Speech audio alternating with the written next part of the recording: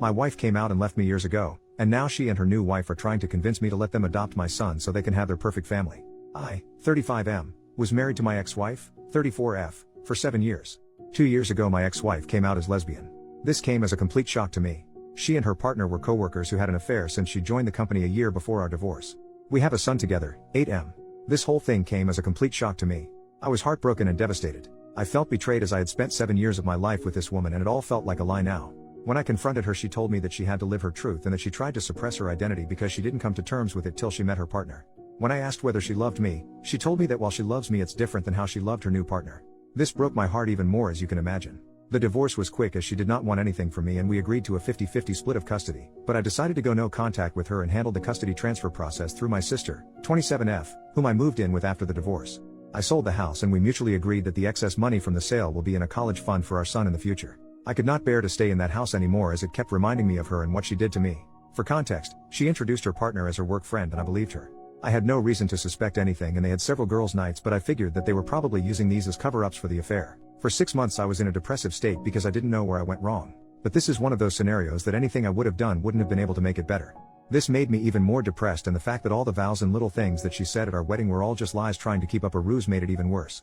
The two people that got me through this state was my sister, whom I am eternally grateful for helping with her nephew and helping me while maintaining her career. The other person that got me through this was my college ex-girlfriend. Around 4 months after the divorce we reconnected at a reunion and she really helped through the worst of it as a friend. Around a year after the divorce, we started officially dating, and I introduced her to my son. During all this time my ex's partner had been having limited interactions with my son. This was not because of me saying anything but my ex-wife wanted him to adjust to his new reality. My son is in that weird age that he understands what's going on but he doesn't really understand what's actually going on. If you know you know. He understands that mommy has a girlfriend and that me and his mom are not together anymore. I'm pretty happy considering we didn't really talk to him about the LGBTQ+ stuff because we had decided that we can talk about this when he's a bit older, but I'm happy that he's come to terms with the divorce. Around 8 months ago, my ex said that she was officially moving in with her partner and that she was engaged. At this point I still was on no contact except brief conversations that concerned our son. She invited me to the wedding but I declined. They were planning to have a destination wedding in Spain where her girlfriend lives. She wanted to take our son to the wedding and he would have to miss school for a week since she wanted him to meet her girlfriend's family as well. I told her that missing school for a week does not make sense and that she should plan her wedding when he has vacation since she doesn't have a fixed date yet. She argued that most likely they won't have a date that will align with his vacations and that they are getting married as soon as possible. I relented and agreed since I didn't want to interact with her anymore and it was well within her rights to have her son at her wedding. The problem started when my son came back after the wedding. He was supposed to stay with me since we have a flexible week in week out custody arrangement. She wanted to take my son on her honeymoon so that he has a chance to bond with his new stepmother. I told her that she had already had 2 weeks with him since she had custody for a week before the wedding and that I wanted to spend some father-son time with him. I told her that it's well within my rights and that she should go spend some time with her new wife. She argued that since our son's interactions with her partner were limited because of her busy schedule, that this was a great opportunity for them to bond. I told her that she had 2 weeks for him to get to know her partner, but she said that they were busy with the wedding and did not have time. I told her that I had taken vacation days for us to go to a motorcycle expo and build a Lego set, 2 things that my son absolutely loves. She kept arguing and I finally told her that the custody was placed for a reason and that's the one thing I will not negotiate on. She got angry at me and left. Me and my son had a great time. I even got him one of those kid-sized motorcycles since he liked them so much. Over the next few weeks we returned back to our week in and week out routine. One day I find that my ex posted a photo shoot of them and my son under a caption of #lesbianmommies. I thought that it was post and it probably meant nothing, but it was showing them as a family and something about that did not sit right with me. When I got my son for the week I asked him that if his mom was saying anything to him.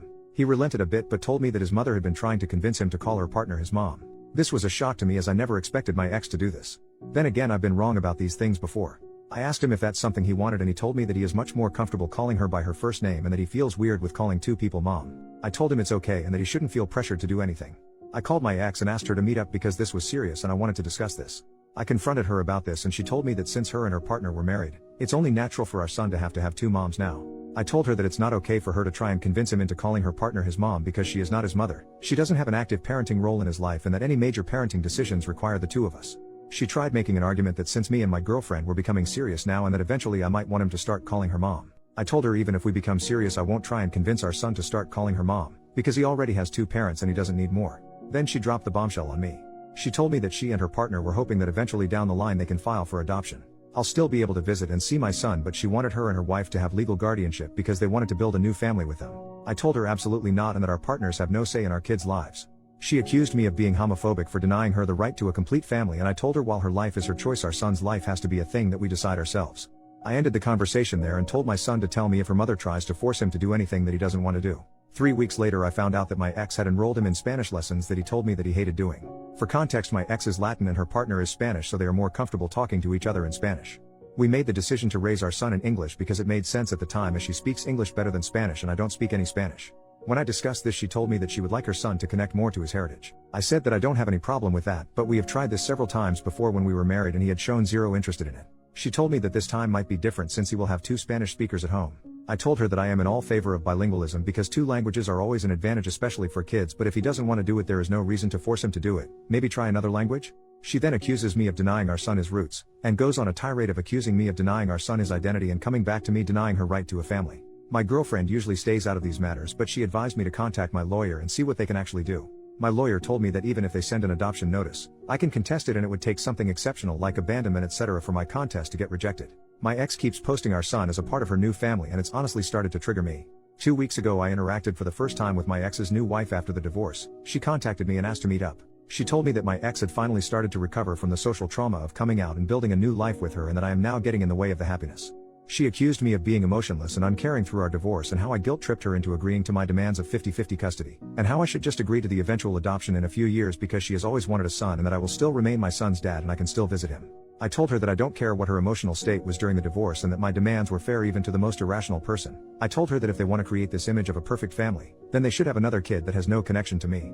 I feel like all this has started to affect my son more than anything. He is a lot less happier than he was just a few months ago as we had started to adjust to this new reality. For context, since I know this is going to come up eventually, the emotional trauma of my ex coming out, it is basically the fact that her family effectively disowned her after coming out. Her parents don't talk to her anymore, while my son has plenty of interactions with his maternal grandparents when he's with me. Those two combined make significantly more money than I do alone. However, my ex-wife makes less money than me, but her partner is in a senior position, so she has more stability. This is also an argument my ex-wife used when we discussed adoption, since they can then send our son to a private school and generally give him a better life. I don't know if this is a factor, but the recent elections may have caused this because they are worried that they might not be able to adopt soon. But they don't want to adopt my son now but in a few years, so I doubt this to be true. First update, next day. It's been crazy seeing everyone's reactions to the situation and I wanted to share a quick update with you all. First of all, I'd like to clarify that my son and I have been going to therapy since the divorce. He was doing quite well until the whole mom saga happened. My in-laws disowned her after she came out. They were not even aware about the affair when she came out to them.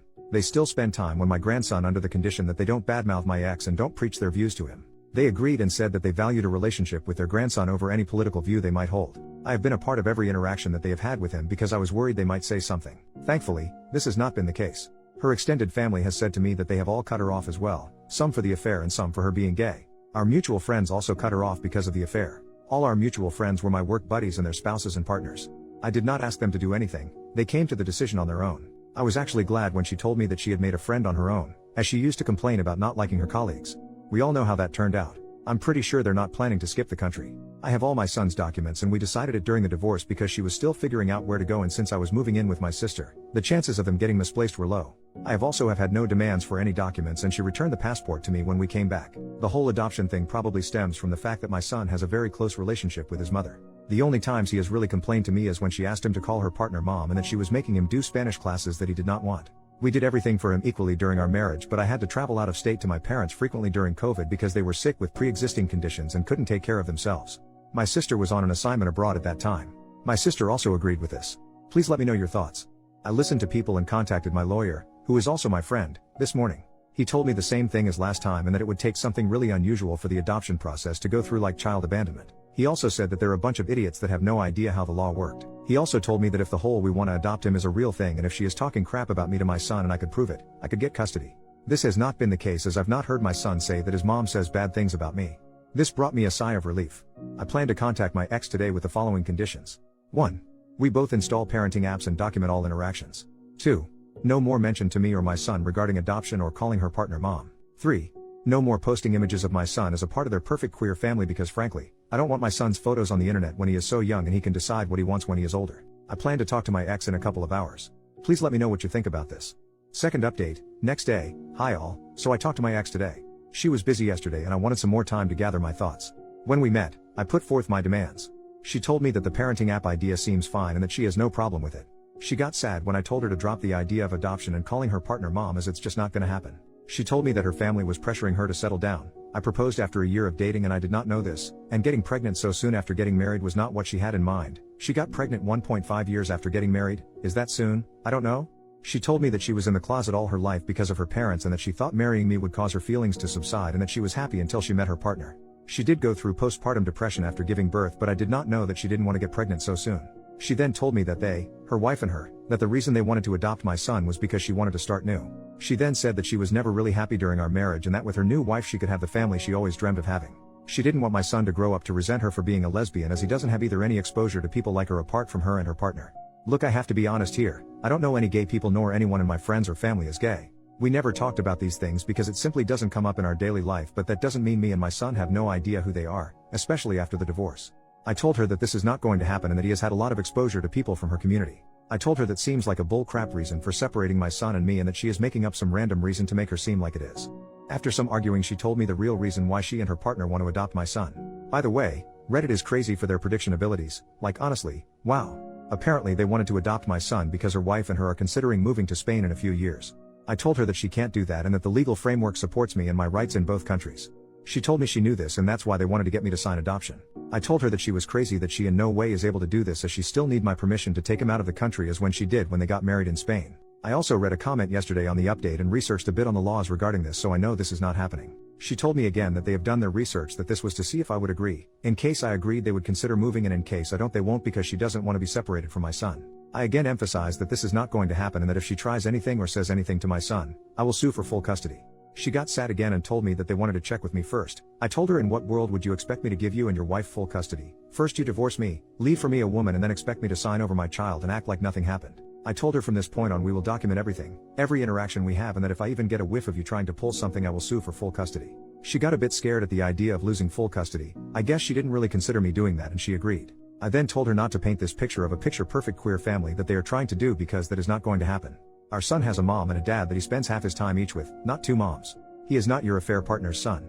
He is your son and mine.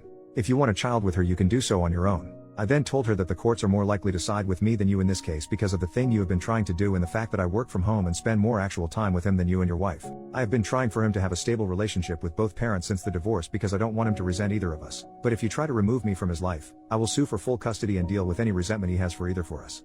I didn't want to argue anymore and I left the room. I secretly recorded the conversation because I wanted to have proof in case anything happens in the future. Honestly, Reddit, I have been very angry at my ex since the divorce. I have not shown it around her and my son because I don't want her to use this against me in any way and have been going to therapy, but I am still internally angry. The comment she made today about our marriage really hurt me even more. I have spent 7 years with this woman and her betrayal still makes me angry to this day. When I got home, I contacted my lawyer friend and he again reiterated that they would have to kidnap him. I asked him if there was anything else we could do and he said that the current agreement is very thorough. We have made sure of that.